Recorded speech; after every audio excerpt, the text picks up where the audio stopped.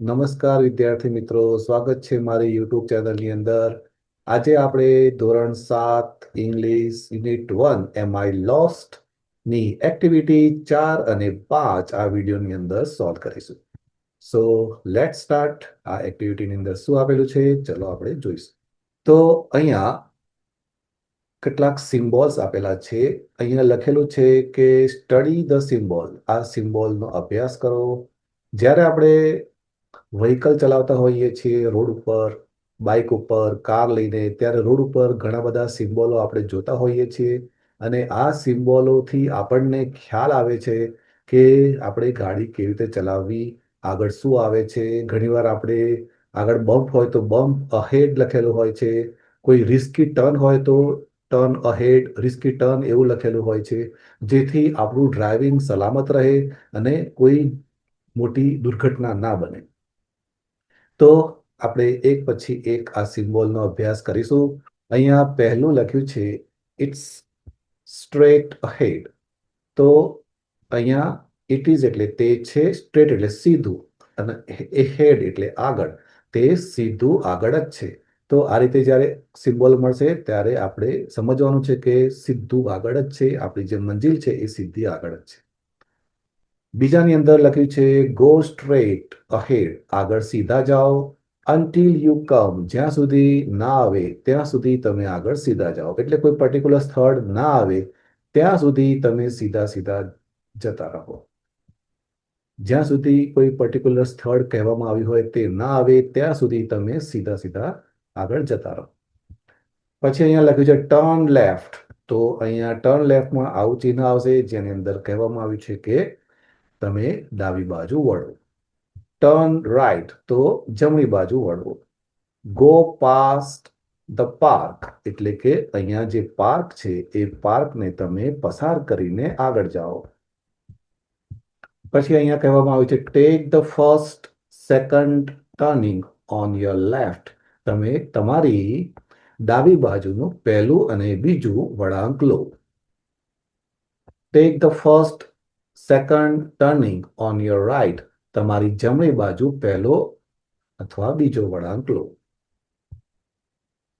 It is on the right તો જે સ્થળ તમે શોધો છો એ તમારી જમણી બાજુ છે.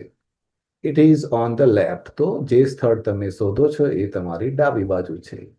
ગો ક્રોસ ધ ક્રોસિંગ તો તમારે આ જે ક્રોસિંગ આપેલું છે એને તમારે ક્રોસ કરવાનું છે. તો આ રીતે ચિહ્નો દ્વારા તમને ઇન્સ્ટ્રક્શન ફોલો કરવામાં આવે છે જેથી તમે તમારી યોગ્ય ડેસ્ટિનેશન ઉપર પહોંચી શકો છો. વધુમાં આપણે આગળ જોઈશું. હવે અહીંયા લખ્યું છે study the map. Study the map on page number. તો આ આપણે મેપ પહેલા શીખ્યા હતા. આ મેપનો ઉપયોગ કરી અને તમારે ફરીથી અહીંયા આ મેપના આધારે જેમ અહીંયા કહેવામાં આવ્યું છે એ પ્રમાણે અહીંયા કરવાનું છે. પહેલા નંબરમાં તમે જોશો તો અહીંયા કહેવામાં આવ્યું છે from post office to bank. તો પોસ્ટ ઓફિસ આમાં મેપમાં આપણે શોધીશું પોસ્ટ ઓફિસ કઈ જગ્યાએ છે. તો આ પોસ્ટ ઓફિસ છે અને ત્યાંથી આપણે ક્યાં જવાનું કીધું છે? બેંક. તો બેંક અહીંયા છે. તો પોસ્ટ ઓફિસથી બેંકમાં જવા માટે આપણે આમ જવું પડશે, પછી આમ ટર્ન લેવું પડશે. એ આપણી ડાબી બાજુનો ટર્ન છે. તો માટે અહીંયા આપણે એ લખીશું. ડાબી બાજુ ટર્નનું ચિહ્ન આ રીતે આવશે. બીજા નંબરમાં લખ્યું છે ફ્રોમ થિયેટર ટુ સ્કૂલ. હવે આપણે નકશામાં જોઈશું થિયેટર કઈ જગ્યાએ છે. થિયેટર ટુ સ્કૂલ આપણે જવાનું છે. તો આ છે થિયેટર અને આ છે સ્કૂલ. તો થિયેટરથી સ્કૂલ જવા માટે આપણે કોઈ ટર્ન લેવાનું નથી, સીધું જ જવાનું છે. તો આ રીતે આનું ચિહ્ન બનશે થિયેટર ટુ સ્કૂલ. તો અહીંયા ફ્રોમ થિયેટર ટુ સ્કૂલની અંદર આ રીતે આપણે ચિહ્ન બનશે, સીધા સ્ટ્રેટ જવાનું છે. ટુ ગાંધીનગર તો સેમ ચિહ્ન આવી જશે. 4 number the hospital is on your right. તો હોસ્પિટલ જે છે એ તમારી જમણી બાજુ છે. તો આ નકશાનો થોડો તમારે ઉપયોગ કરીને તમારે અહીંયા ખાલી ચિહ્નો દોરવાના છે. તમને ચિહ્નોમાં ખબર પડી છે કે નહીં એ આના ઉપરથી ખ્યાલ આવશે. 5 નંબરમાં ગો પાસ્ટ ધ બેંક એટલે કે બેંકને તમે ક્રોસ કરો. તો તો આ બેંકને આપણે અહીંયા ક્રોસ કરી છે. 6 નંબરની અંદર tech the first turning on the right. તો તમારે જમણી બાજુ વળવાનું છે, તો આ રીતે ચિહ્ન આવશે. 7 નંબરની અંદર go along this road until you come to the traffic light. તો આ રોડ ઉપર જાઓ જ્યાં સુધી તમને ટ્રાફિક લાઇટ ના મળે ત્યાં સુધી. 8 નંબરની અંદર turn right at the post office. Post ઓફિસથી તમે જમણી બાજુ વળો. તો આ રીતે આ ચિહ્નો ઉપરથી આપણને કઈ જગ્યા વળવાનું છે, કઈ દિશામાં વળવાનું છે એ ખ્યાલ આવી શકે છે. એક્ટિવિટી 5ની અંદર અહીંયા read the details about Gir national park.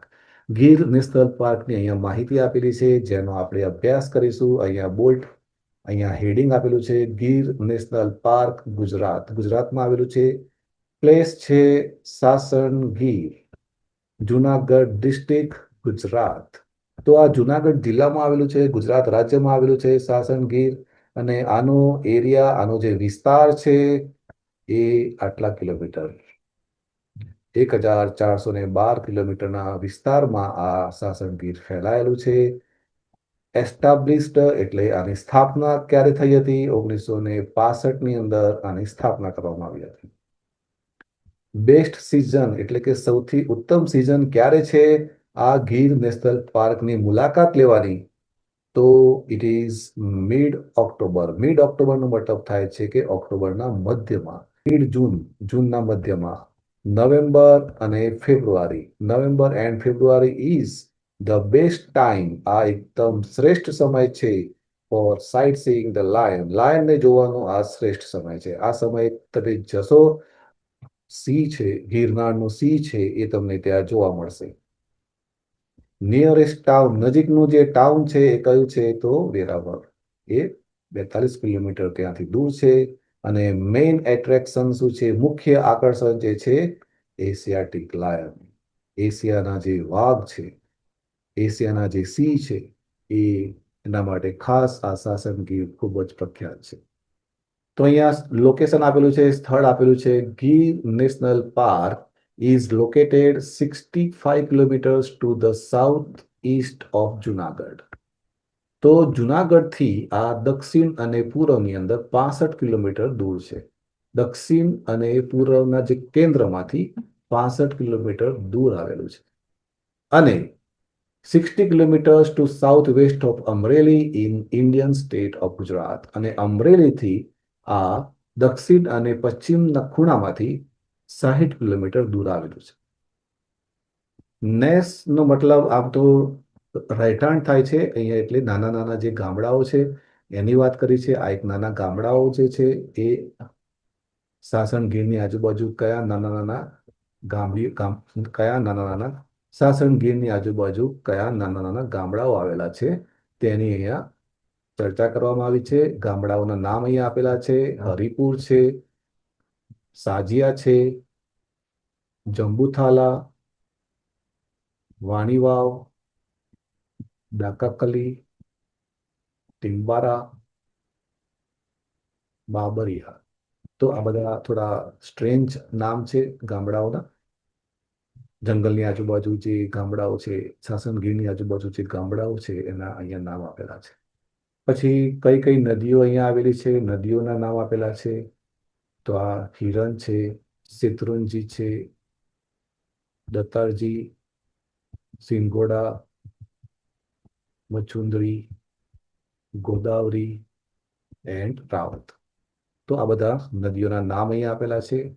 Temples, કયા કયા મંદિરો આજુબાજુ નજીકમાં આવેલા છે? તો Tulsi Shyam, famous temple of Tulsi Shyam, કાનકાઈ, બનેજ, Kamleshwar. તો આ બધા મંદિરો પણ અહીંયા આજુબાજુ આવેલા છે. વાઇલ્ડ એનિમલ, જંગલી પ્રાણીઓ કયા કયા? તો સિંહની સાથે સાથે બીજા કયા જંગલી પ્રાણીઓ તમને આ જગ્યાએ જોવા મળી શકે છે? તો 38 સ્પીસીસ ઓફ મેમલ્સ. તો 38 પ્રકારના જે મેમલ્સ છે, મેમલ્સ એટલે સ્તનધારી પ્રાણીઓ કહેવામાં આવે છે. એરાઉન્ડ 30 સ્પીસીસ ઓફ બર્ડ્સ, 300થી વધારે પક્ષીઓની જાતિ છે.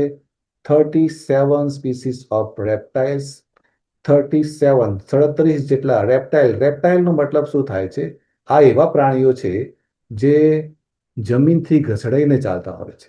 રેપ્ટાઇલ્સનો મતલબ થાય છે જેની અંદર અજગર છે, સાપ છે, મોર દેન 2000 સ્પીસીસ અને 2000થી પણ વધારે નાના સૂક્ષ્મ જીવો, ઇન્સેક્ટ્સ એટલે સૂક્ષ્મ જીવો અહીંયા જોવા મળી શકે છે. તો વિદ્યાર્થી મિત્રો, અહીંયા આ એક વસ્તુ સમજવા જેવી છે કે કયા પ્રાણીઓને મેમલ્સ કહેવામાં આવે છે અને કયા પ્રાણીઓને રેપ્ટાઇલ્સ કહેવામાં આવે છે. મેમલ્સનો મતલબ થાય છે સ્તનધારી પ્રાણીઓ અને રેપ્ટાઇલ્સનો મતલબ થાય છે સરીસૃપ, જેની અંદર સ્તનધારી પ્રાણીઓની અંદર આ બધા પ્રાણીઓ, આપણે માનવી પણ આમાં જ આવીએ છીએ. કૂતરો છે, ગાય છે. રેપ્ટાઇલ્સ છે એ જેમાં સાપ, જે જમીનથી ઘસડાઈને ચાલતા હોય છે, ગરોળી છે, કાચબો છે અને અજગર છે. આ બધા રેપ્ટાઇલ્સ કહેવામાં આવે છે. બીજી એક વસ્તુ ખાસ ધ્યાન રાખવાની છે, આ બધા જે મેમલ્સ હોય છે એ નવા બાળકોને જન્મ આપે છે, જ્યારે આ રેપ્ટાઇલ્સ હોય છે એ બાળકોને ડાયરેક્ટ જન્મ નથી આપી શકતા. એ પહેલા ઈંડા મૂકે છે, પછી ઈંડામાંથી એ બાળક જન્મે છે. અહીંયા સમય આપેલો છે, ટાઈમિંગ સવારે મોર્નિંગ 7 to 11 hours, સવારે 7 વાગ્યાથી 12 વાગ્યા સુધી તમે અહીંયા મુલાકાત લઈ શકો છો સાસણ ગીરની અંદર. પછી બપોરનો પણ સમય આપેલો છે, જેમાં બપોરે 3 વાગ્યાથી તમે 5 વાગ્યા સુધી અહીંયા મુલાકાત લઈ શકો છો. ગવર્નિંગ બોડી, તો અહીંયા કોણ સંચાલન કરે છે આ બધી વસ્તુનું? Forest department of Gujarat. ગુજરાતનું જે જંગલ ખાતું છે એના અંડરમાં આ વિસ્તાર આવેલો છે. આની ઓફિશિયલ વેબસાઇટ પણ આપેલી છે ગીર ફોરેસ્ટની, www.girnationalpark.com. આ વેબસાઇટ ઉપર જઈ અને તમે તમારું કદાચ બુકિંગ પણ કરાવી શકતા હશો મુલાકાત લેવાની. તો this is the information about Sasan Gir, which is situated in Gujarat, and we must visit this Asiatic lion because this is very rare species in the world. ખૂબ જ ઓછા પ્રમાણમાં આ વાઘ, ખૂબ જ ઓછા પ્રમાણમાં આ સિંહની વસ્તી, તો પોપ્યુલેશન ખૂબ જ મર્યાદિત છે અને એનું બ્રીડિંગ પણ કરવામાં આવ્યું છે. તાજેતરમાં સરકારે આના વસ્તી વધે એવા પ્રયાસો પણ કર્યા છે. યુ કેન સી, આ છે સિંહ, ગિરનારનો સિંહ, સાસણ ગીરનો સિંહ. ખૂબ જ પ્રભાવશાળી એની ચાલ હોય છે. It can walk graciously. Just look at again. બહુ મર્યાદિત સંખ્યામાં આની વસ્તી છે અને સરકાર પ્રયત્ન કરી રહી છે કે હજુ પણ આ એની વસ્તી વધે અને લોકોમાં આનું આકર્ષણ વધતું રહે. Okay, I hope you have understood this. હવે અહીંયા કેટલાક આપણે એક્સરસાઇઝ આપેલી છે જે આપણે સોલ્વ કરીશું. જે આપણે આગળ શીખી ગયા તેના આધારે અહીંયા આપણે થોડી એક્ટિવિટી. અહીંયા પહેલામાં કહેવામાં આવ્યું છે, how many reverse are there in the Gir જંગલ. ગીરના જંગલમાં કેટલી નદીઓ છે?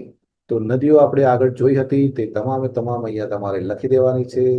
There are 7 rivers in the Gir forest. ગીરના જંગલોમાં 7 નદીઓ છે. તે આ હિરેન, શેતરંજી બધા નામ આપેલા છે, જે તમારે અહીંયા લખી દેવાના છે. બીજો સવાલ છે, vote is the main attraction of Gir national park? તો ગીર નેશનલ પાર્કનું મુખ્ય આકર્ષણ શું છે? તો ઓબ્વિયસલી ગીર નેશનલ પાર્કનું મુખ્ય Asiatic lion are the main attraction of the Gir national park. 3 નંબરની અંદર which is the official website of the Gir national park? Gir national પાર્કની ઓફિશિયલ વેબસાઇટ કઈ છે? તો the official website of Gir national park is www.girnationalpark.com. 4 નંબરની અંદર what is the best time for sightseeing the લાયનને જોવા માટેનો સૌથી શ્રેષ્ઠ સમય કયો છે, ઉત્તમ સમય કયો છે? તો અહીંયા સમય આપેલો છે, the best time four sighting the lion is mid-October, mid-June, November and February. હવે થોડી ખાલી જગ્યાઓ આપેલી છે જે આપણે જોઈશું. ફિલ ધ બ્લેન્ક્સ, ખાલી જગ્યાઓ ભરો. અહીંયા લખ્યું છે ખાલી જગ્યા સ્પીસીસ ઓફ રેપ્ટાઇલ. તો રેપ્ટાઇલની કેટલી જાતિઓ અહીંયા જોવા મળે છે? તો અહીંયા આપણે આગળ જોયું હતું 37 છે. 2 નંબરની અંદર 2000 સ્પીસીસ ઓફ, તો 2000થી વધારે અહીંયા ઇન્સેક્ટ જોવા મળે છે, જે સૂક્ષ્મ જીવો કહેવામાં આવે છે.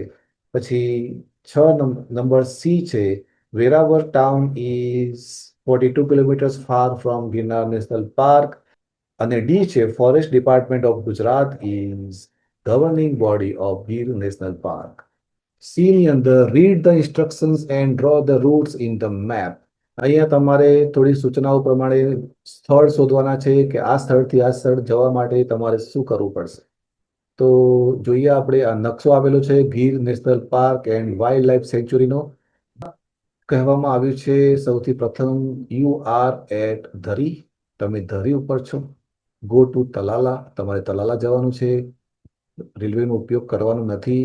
Visit Tulsishyam Banej on the way, અને રસ્તામાં તુલસીશ્યામ અને બાનેજનો પણ મુલાકાત લેવાની છે. Draw this route in black.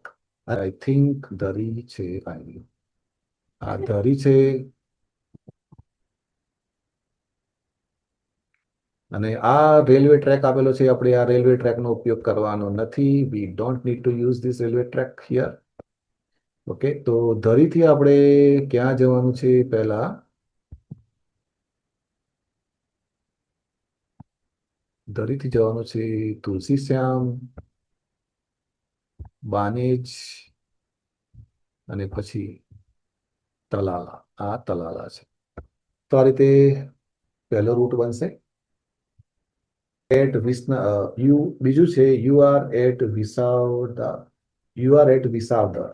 Plan a short route for the following place. Draw this route in blue. તો વિસાવદર ક્યાં છે? Visavadar is here. આ છે વિસાવદર. વિસાવદરથી આપણને કહેવામાં આવ્યું છે દેવલિયા. અહીંયા આપણે આવવાનું છે. તો તમારે રેલવે માર્ગનો ઉપયોગ કરવાનો નથી, તમારે બાય રોડ આવવાનું છે. દેવલિયાથી પછી બાનેજ. આ બાનેજનો રસ્તો, આ બાનેજ છે. તમારે આ જે રૂટ છે એનો જ ઉપયોગ કરવાનો છે. કઈ આપે છે. તો I think this one would be right, not this one. તો ધીસ શુડ બી રિમૂવ્ડ. તો આ રીતે તમારે સ્થળ શોધી અને તમારા રૂટ બાય રોડ તમારે આ બધા સ્થળોની મુલાકાત લેવાની છે. તો હોપ યુ ટ્રાય ધીસ. તમારે તમારી ચોપડીની અંદર આ રૂટ દોરી શકો છો. પ્લીઝ, જો તમને વિડીયો ગમે હોય તો લાઈક અને સબસ્ક્રાઇબ કરજો. My channel name is Alex classes. Thank you very much once again for watching my video.